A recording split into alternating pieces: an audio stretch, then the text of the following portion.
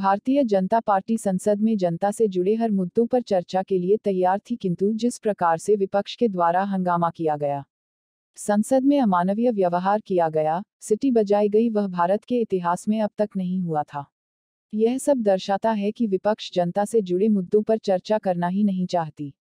उक्त बातें भाजपा के राष्ट्रीय प्रवक्ता जफर इस्लाम ने प्रेसवार्ता के दौरान कही। उन्होंने कहा कि कांग्रेस जो राजनीतिक स्तर है वह गिरता जा रहा है। तालिबान का 1996 से 2000 का पीरियड पूरी दुनिया ने देखा है। सिर्फ भाजपा ने नहीं देखा, आपने भी देखा, हमने देखा, पूरी दुनिया ने। पूरी दुनिया किस नजर से तालिबान को देखती है वो भी हम जानते हैं। लोग कहते हैं बैड तालिबान, गुड तालिबान, लेकिन हमने तो सिर्फ बैड तालिबान ही देखा है और पूरी दुनिया ने देखा है। ऐसे में कोई सर्टिफिकेट बांटने का काम करता है, जबकि सरकार का नजरिया बिल्कुल साफ है कि ये टेररिस्ट, ये सब ये ताकतें जो है वो टेररिज्म फैला के ताकतें जो है पावर में आई है। कोई डेमोक्रेटिकली इलेक्टेड पार्टी जो है सरकार नहीं है। जाहिर है ऐसे सरकारों का बहुत दिन तक रहना मुश्किल है, इसलिए कि दुनिया जो है वो एक डेमोक्रेटिक प्रोसेस से चलती है और ऐसी ताकतें जो बंदूक के नोक पे जो सरकार लेकर आती है, इसको किसी तरह का भी समर्थन दुनिया में प्राप्त नहीं होगा।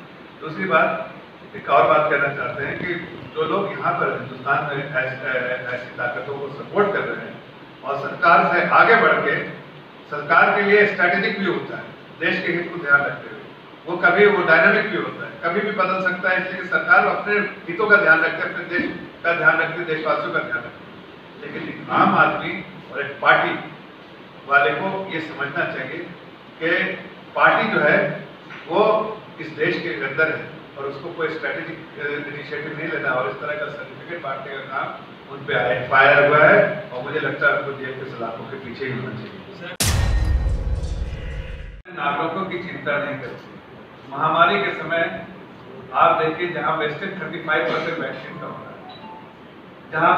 जहाँ पर ऑक्सीजन की कोई कमी नहीं, लेकिन फिर भी ऑक्सीजन की कमी जो है दिखती रही मिसमैनेजमेंट की वजह से। जहाँ पर आपको दवा की कोई कमी नहीं, लेकिन फिर भी दवा के लिए लोग दौड़ते रहे।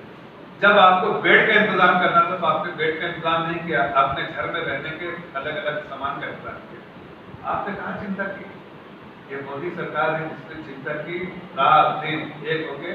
और जब मोदी जी ने उनसे बात की तो उन्होंने क्या नीति की, जो पूरे ऑपोजिशन के बाकी चीफ मिनिस्टर को भी बुरा लगा कि ये सब मान मर्यादा भूल के इनको सत्ता की ऐसी बौखलाहट है कि सत्ता में रह के भूल गए कि नागरिकों के द्वारा सत्ता में आए थे और आज उनकी जो समस्या उनको भूल गए।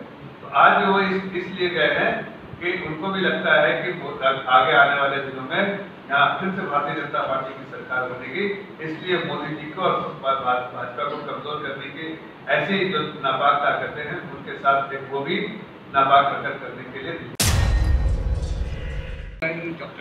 नहीं, देखिए अच्छा सवाल है और मैं समझता हूँ कि इसी बात की मैं चर्चा कर रहा था कि ऐसे मुद्दे जो लोगों से जुड़े हुए उस मुद्दे पर सवाल उठना चाहिए, पार्लियामेंट में बैठना चाहिए और उसका हम जवाब देने के लिए तैयार हैं। हम घबरा नहीं रहे, बिल्कुल ये बात को हम तस्लीम भी करते हैं कि हाँ हमारे नागरिकों को थोड़ी सी तकलीफ हो रही है, इस बात से हम घबराते नहीं, बताने।